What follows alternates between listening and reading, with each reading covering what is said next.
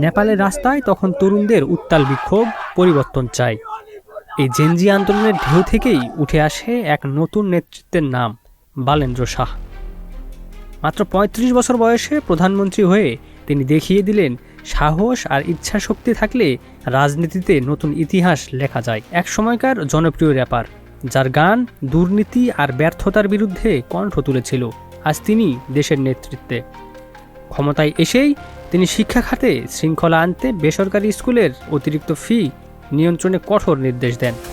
এছাড়াও coaching centre বন্ধ ও শিক্ষা প্রতিষ্ঠানের নামকরণ মাতৃভাষায় করারও নির্দেশ দেন তিনি। শুধু তাই নয়, দুর্নীতির বিরুদ্ধে জিরো টলারেন্স দেখিয়ে স্বজনপ্রীতির অভিযোগে শ্রমমন্ত্রী দীপক কুমার শাহকে বরখাস্ত করেন। সেই সঙ্গে সতর্ক করেন অন্যদেরও। এছাড়া সরকারি সেবা ডিজিটালাইজ করা, নগর ব্যবস্থাপনায় কঠোর পদক্ষেপ এবং তরুণদের জন্য কর্মসংস্থানের সুযোগ তৈরির উদ্যোগ সব মিলিয়ে দ্রুতই আলোচনায় উঠে আসেন তিনি। ২০২২ সালে কাঠমান্ডুর মেয়র হিসেবে যাত্রা শুরু, পরে জাতীয় রাজনীতিতে প্রবেশ।